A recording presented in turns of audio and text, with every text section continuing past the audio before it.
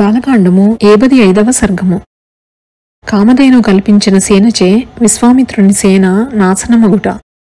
శబల తన హుంకారముచే శత్రువులకు భయము కలిగించువారును శూరులను అగు పప్లవులను మేచ్చులను వందల కొలదిగా సృజించెను. వారు విశ్వామిత్రుని సైన్యమును రూపుమాపిరి.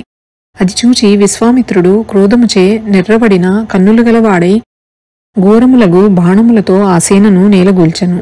మరలా ధేనువు పట్టిసము మొదలుగా గల ఆయుధములను ధరించిన వారిని యవనులను శకసైన్యములను కోట్ల కొలదిగా సృజించెను. వారు కారుచిచ్చువలే ఆ రాజు యొక్క సైన్యమును ఆటలాడుకున్నట్లుగా కాల్చివేసిరి.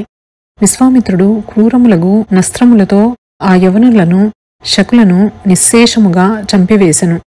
భూమి అంతయు పీనుగ పెంటలై గుదిగుచ్చినట్లుగా నయ్యను. ఇట్లు విశ్వామిత్రుని చేత సంహరింపబడిన సేనలను చూచి వశిష్ఠుడు, శబల, తొందరగా బలములను సృజింపుము. నీ యోగబలమును ఆశ్రయించి సృష్టింపుమనగా నదియు హుంకారావముచే కాంబోజ సమితిని పొదుగు నుండి పప్లవులను, యోని నుండి యవనులను, గుదస్థానము నుండి శకులను, రోమకూపముల నుండి మ్లేచ్ఛ కిరాతులను సృష్టి చేసెను. వారు విజృంభించి రాజు యొక్క భటులను, రథములను, గుర్రములను, ఏనుగులను సంహరించిరి.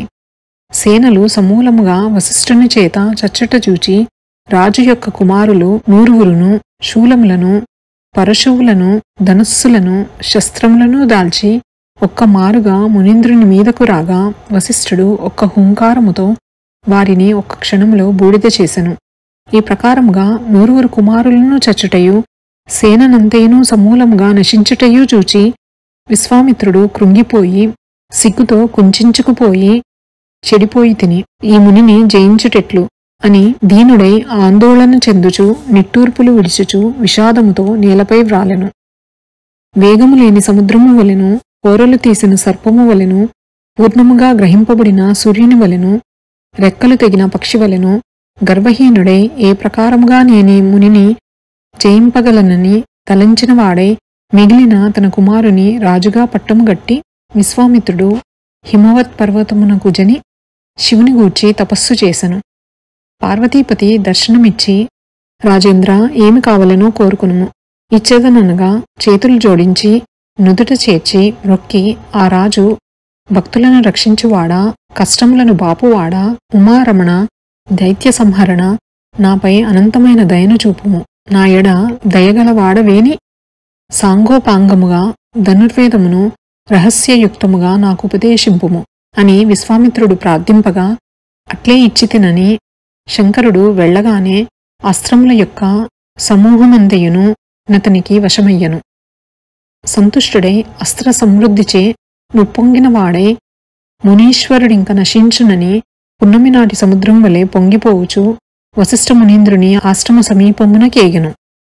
వశిష్ఠ విశ్వామిత్రుల యుద్ధము. శివుని చేత వరంబులను పొందిన రాజు వశిష్ఠుని ఆశ్రమమునంతయు బూడిద చేసెను. అచ్చట మౌనులందరూ భయకంపితులై పరువెత్తిరి. పక్షులు పరుగులెత్తెను. శిష్యులందరూ మూర్ఛ పొందిరి. నిమిషములో ఆ వనమంతయు చవిటి పర్రగా తయారయ్యను. ఎచ్చటను చప్పుడు కూడా లేకుండెను. అప్పుడు వశిష్ఠుడు క్రోధమును పొందిన వాడై, ఇప్పుడే విశ్వామిత్రుని చంపివేసెదను, వెళ్ళకుడు వెళ్ళకుడు అని మరల మరల చెప్పినను ఎవ్వరూ నిలబడకుండిరి.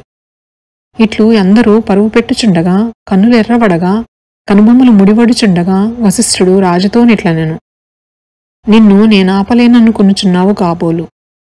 ఆవు నీయలేదను కోపముతో దోపిడీ దొంగవలే నా వనమును గాల్చితివి. ఓరి దురాత్మ, నిన్నింక క్షమించను అనుచు రోషతామ్రక్షుడై చూచుటకు శక్యముగాకున్నవాడై రెండవ యమదండమోయనున్నట్లును పొగలేని యజ్ఞవలెను వెలుగుచున్న తన బ్రహ్మదండమును చేత ధరించి నిలబడెను. బాలకాండము 75వ సర్గము సంపూర్ణము.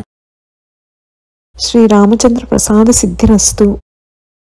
శ్రీ జగన్మాతార్పణమస్తు. శ్రీ శ్రీ శ్రీ. నమోస్తు రామాయ సలక్ష్మణాయ, నమోస్తు దేవ్యై జనకాత్మజాయై, నమోస్తు వాతాత్మ భువేవరాయ, నమోస్తు వాల్మీక భవాయ తస్మై. శుభం భవతు.